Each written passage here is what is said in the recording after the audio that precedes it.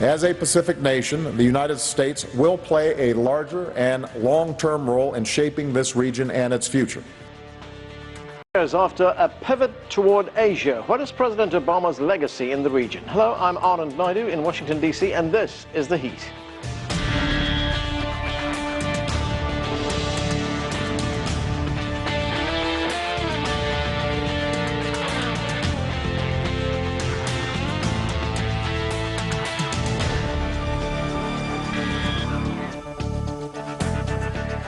With a high-profile state visit and glamorous state dinner, Chinese President Xi Jinping and U.S. President Barack Obama reinforced the importance of China-U.S. relations last autumn. President Obama sought to be America's first so-called Pacific president, increasing the role of the U.S. in the Asia-Pacific region. For more on the legacy of U.S. President Obama's Asia rebalancing, we're joined now by CCTV's White House correspondent Jessica Stone. And Jessica, why did the U.S. president turn towards Asia, and how did it impact U.S. foreign policy? Well, the president just landed here behind me. You may still hear the helicopter on it, but there's really three main reasons, and they did follow with U.S. foreign policy. They saw a tremendous economic potential in the Asia-Pacific. You know, it accounts for at least 40% of global GDP, and it's a tremendous fast-growing market that the U.S. simply thought it should have more access to. They also wanted to balance the rise of China, and so that has elicited more economic and diplomatic engagement in regional meetings like APEC, the East Asia Summit, ASEAN. Many of these meetings now have U.S. representatives, if not the U.S. president, at play there. And they also wanted to turn away from a legacy of military spending in the Middle East, which was largely arbitrated by George W. Bush, the previous president. And we saw so much money being poured into the wars in Iraq and Afghanistan. The next U.S. president, President Obama, wanted to invest in the military buildup in the Asia-Pacific, sending 2,500 U.S. troops to Darwin, Australia, increasing basing agreements and re-signing a basing agreement with the Philippines, also having freedom of navigation patrols more regularly in the South China Sea, and having more access to ports in places like Singapore. So all of this followed, but you know, I mentioned the access to the markets. The biggest economic part of this pivot is, of course, the Trans-Pacific Partnership trade agreement, which has yet to be ratified by the United States, and which is really a key part of the economic portion of this pivot. Anand. Right, so Jessica, this rebalance towards Asia, it focused on all U.S. relations with Asian nations. How was it received in the region? Well, certainly U.S. allies received it very well. You know, they got a lot more support for their positions. Take the Philippines, for example, in its court filing against China with Brazilian building in the South China Sea. The U.S. supported the Philippines in that court proceeding. But certainly Beijing has been no fan of this pivot. It has seen it as an act of aggression in its backyard, an act of assertiveness, and it's really begun to make it much more of adversarial parts of the relationship with respect to the pivot. And, you know, we see this in just the words of the Chinese ambassador to the United States. This past May, he was very clear in drawing the lines between China's reaction to the pivot and the pivot itself, holding the pivot responsible for China's behavior in the region. Tensions started to rise about 5 or 6 years ago. About the same time when we began to hear about the so-called pivoting to Asia. So in the last few years, disputes intensified, relations strained, confidence weakened. And Beijing arguing that it doesn't want to see an escalation of military tensions, certainly in the region, and laying it at the feet of Washington for sort of starting that process. Now, one note about the legacy with respect to the economic portion. Much of Obama's legacy with respect to the pivot is going to be measured in the success of the Trans-Pacific Partnership trade agreement. As I said, it has not been ratified by Washington. The politics are not on the side any longer of that agreement in the United States, with an incoming president in just a few weeks now. And certainly the White House is pushing hard for it. But if it does not pass in Washington, it is going to benefit Beijing, because many of those same economies that are part of the Trans-Pacific Partnership trade agreement are also negotiating with Beijing and with Delhi in a bigger trade agreement that is also on track to be completed in the next few months. And if they don't trade with the United States, they'll be trading with Beijing. Thanks, Jessica. That's CCTV's Jessica Stone reporting from the White House. Well, joining us now from Beijing, Victor Ga is a Chinese international relations expert. From Manila, Richard Haydarian is a geopolitical analyst and professor at De La Salle University. And with us in the studio, Brian Becker is executive director of the Answer Coalition and author of Imperialism in the 21st Century. Thanks to all of you for joining us. Victor, let me start with you. For President Obama, the relationship with China started with good intentions. He said in November 2009 that he was not seeking to contain China and that Beijing was central to Washington's global agenda. His presidency draws to a close. What's your assessment? I would say over the past 7 to 8 years, China-US relations, despite many hiccups and ups and downs, have been, generally speaking, well handled, and there is greater stability, and despite of all the confrontations sometimes flaring up, both Beijing and Washington have been able to manage the relations with great sanity.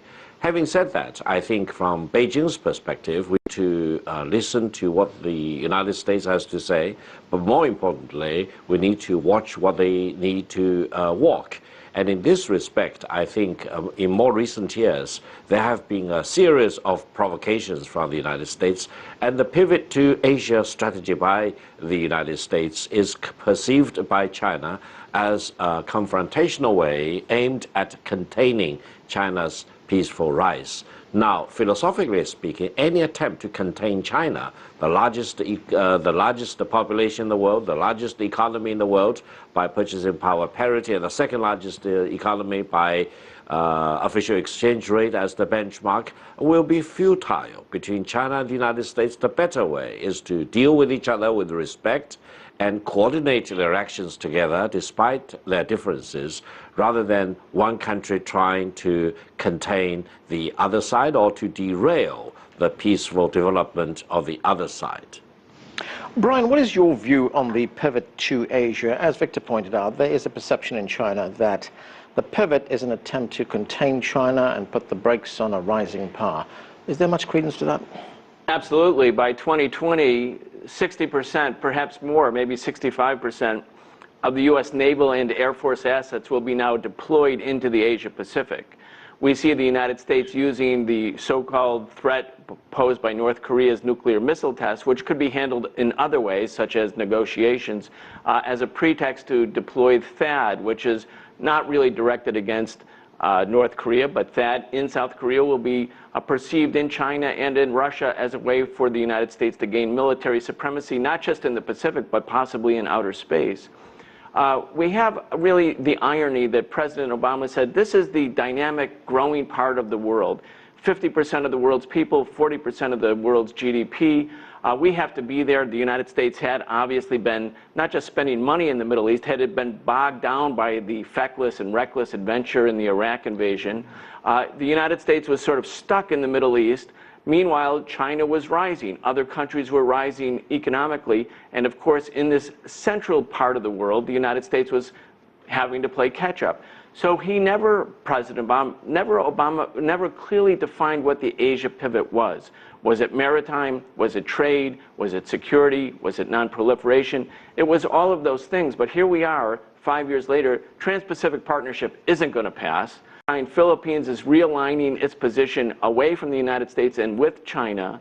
And in terms of nuclear non-proliferation, even the United States top officials like James Clapper are now recognizing that it's a lost cause to denuclearize North Korea, and there has to be a different approach. So I would say in net, President Obama's pivot to Asia, the rebalance has been pretty much of a disaster.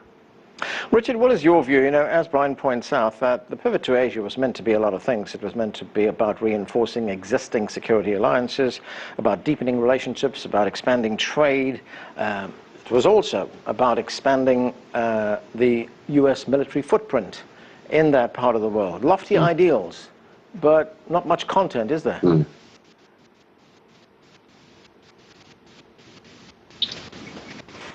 Well, without a question, I think President Obama's decision to announce the rebirth of China wants to get out of the wars in Iraq and Afghanistan. We're not going in a positive direction, and he promised during his campaign that he wanted to get America out of those wars.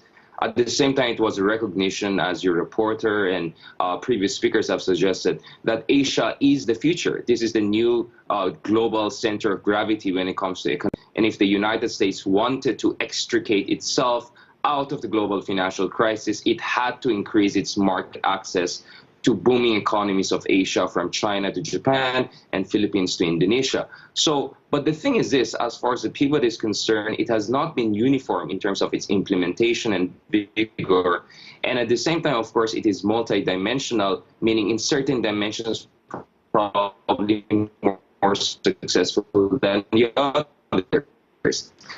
It has not been. Hi, Richard. We're having problems hearing you. I'm sorry, we're having problems with your audio. We're going to try and fix that. But in the meantime, let me move on to Victor Gar. Victor, a big difference between words and deeds from the United States. Let's take a listen to what President Obama had to say about the U.S.-China relationship. Let's watch. The United States welcomes the rise of a China that is peaceful, stable, prosperous, and a responsible player in global affairs. And I'm committed to expanding our cooperation, even as we address disagreements candidly and constructively. Do you believe that to be the case? Do you believe that the United States welcomes a growing and powerful China? Well, in China, there is tremendous amount of goodwill towards the American people and towards the United States as a country in general. However, we are very much concerned that while President Obama has been saying one set of words, look at what the Secretary of Defense Ashton Carter has been doing, and some of the generals in the Pacific Fleet and other units of the United Armed Forces have been doing over the past several years. They declare that war between China and the United States may happen tonight. They declare that the United States need to arm to the teeth to fight a war against China. Now, there is no alarm in China, of course, about that, because we philosophically believe that a war between China and the United States is impossible, because that will be destroying mankind as a whole. However, we do need to pay attention to these very dangerous expressions. Ashton Carter should not run the foreign policy of the United States. He should listen to what President Obama needs to say, and he should act under the supervision and the direction of the Commander-in-Chief. But we see a lot of confusion coming out of Washington, coming out of the Pacific Fleet, etc. And if the United States really wants to push China's development back and derail China's peaceful rise by pivoting to Asia in the real sense of the word, then don't be alarmed, at least according to some academic studies here in China and elsewhere, that the Chinese fleet may sail to California and to the Gulf of Mexico or offshore in Virginia. And if that happens, don't be alarmed and don't criticize China or lose your sanity about what the Chinese military can do. Between China and the United States, I always emphasize the better way is not to threaten each other, but to really treat each other with respect. China, given its size, given its system, given its long continuous history, will not kowtow to any superpower in the world. The United States needs to change its mentality and the way of doing business with China by respecting China as an equal, rather than believing that China can be pushed and elbowed out of its way if the United States adopt the position of shooting from the hips. Brian, we're told one of the reasons for the pivot to Asia was the president's desire to refocus foreign policy in the United States away from Europe and the Middle East, traditional areas where the U.S. has been focusing its foreign policy, away from there to Asia. Why? Why the shift? Well, I think the United States had shifted to Asia before. There was an Asia pivot that took place in 1899 under William McKinley, the invasion of the Philippines. Maybe 1 million Filipinos died. The U.S. took the Philippines, a former Spanish colony, and made it an American colony and used that as a bridgehead to enter China. It had been a latecomer to the colonial investment or division of China by European powers. There was a second pivot to Asia, and that was right after World War II. The U.S. fought 2 ground wars in Asia, the Korean War and the Vietnam War. In other words, the United States has been trying to dominate Asia in one way or another throughout the 20th century. And I think what happened during the Bush administration, the George W. Bush, is that the again, reckless adventure into Iraq that bogged down hundreds of thousands of U.S. troops in a war that could not be won, but devoured huge amounts of the national treasury. The United States government under Obama then realized the United States was losing pace in Asia. Again, the most dynamic, the most important, the most exponentially growing part of the world economy, 50% of the world's population. So there was this frantic, I would call it a frantic effort to get back on top in Asia. But again, here's the problem with the United States.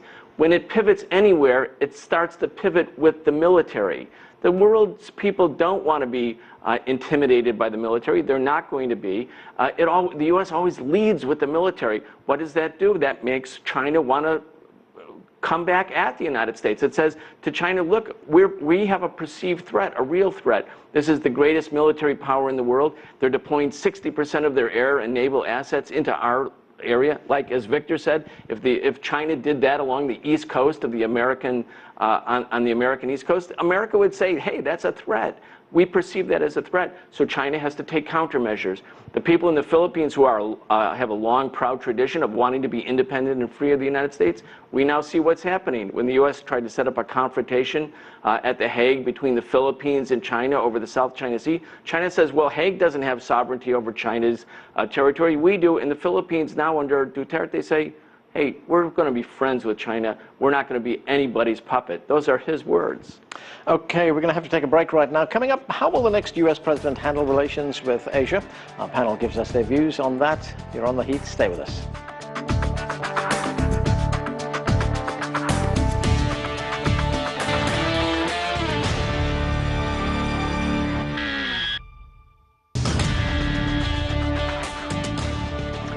Welcome back. We're talking about the legacy of U.S.-China relations under President Barack Obama as his time in office comes to an end. Still with us, Victor Gao is a Chinese international relations expert, and Brian Becker is with the Answer Coalition. Let's get back to the discussion. Victor, that other big initiative from the United States that we talked about earlier, that our reporter talked about, is the TransPacific Partnership, the TPP. Let's take a listen to what the president had to say.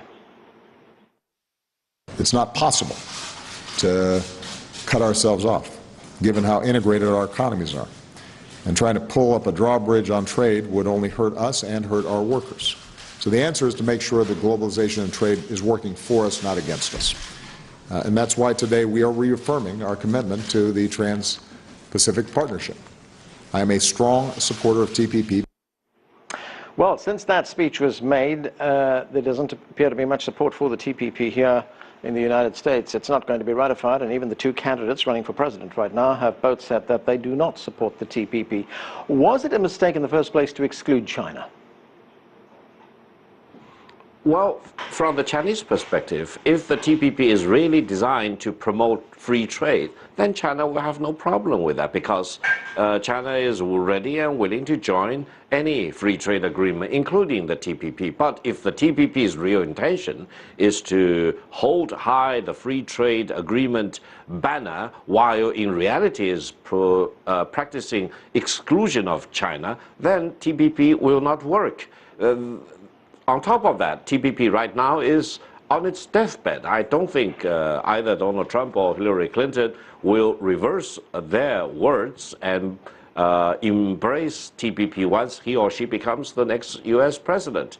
Therefore, I think the U.S. really need to put its real weight in the direction of really promoting free trade. And in that sense, China is not an enemy. China is not opponent of the United States. If both of us want to have free trade and promote market economy throughout the Asian Pacific region, China and the United States should be partners, rather than the U.S. excluding China through a mechanism called the TPP. Brian, to what extent was the TPP going to be used or tied to U.S. diplomatic and security interests in the region? Well, the TPP, if you look at the White House's own statements about the Asia pivot or the rebalance, it's absolutely central to the entire strategic orientation. And the fact that TPP is going down, it's going down because the secret deal that was made behind closed doors has been revealed to mass pressure, the American people don't want to sign it. They don't consider it really about free trade. Of course, they may not know that it's also a hammer against China, which of course it is. They may have other reasons for opposing it, but it is not passable right now. So President Obama, and very interestingly, John Kerry, when he spoke last week in his last speech before the Chicago Council on Foreign Affairs, he started his speech, his pivotal speech. He said, we must pass TPP, meaning when? Between the time of the election and when the next president comes into office. In other words, during a lame duck session, when the politicians don't have to answer to the people, they perhaps can push it through. I don't think it'll pass. But what's important about the TPP is that it's leveraging an attempt by the United States to tell all of the other countries in Asia who are not China that if you want to have any kind of economic privileged relationship with the United States, you must abide by a trade deal where, as President Obama said, we write the rules. He said if we don't pass TPP, somebody else will write the rules. That's what the United States government seems to be afraid of. Instead of having mutual respect, as Victor said, instead of having equality between great and small nations, the United States says we want to write the rules. Why? Should U.S. banks and U.S. corporations always have a privileged position, even in faraway lands like Asia? Of course, the people of Asia don't want that. They want respect. So I think TPP was a way to pull all of those countries into a network dominated by the United States and say to them, you will get privileges, but only if you follow us as junior partners. But now that process, that system, TPP, it's going down. So given the current status of TPP and where it is right now, it's a bit of a setback for the United States, isn't it? I'd say if they say it's central to our Asia pivot and it can't be passed, that means the Asia pivot lacks credibility. Okay, Victor, the other big point of contention between the United States and China, the South China Sea. This is what President Xi Jinping had to say about that issue.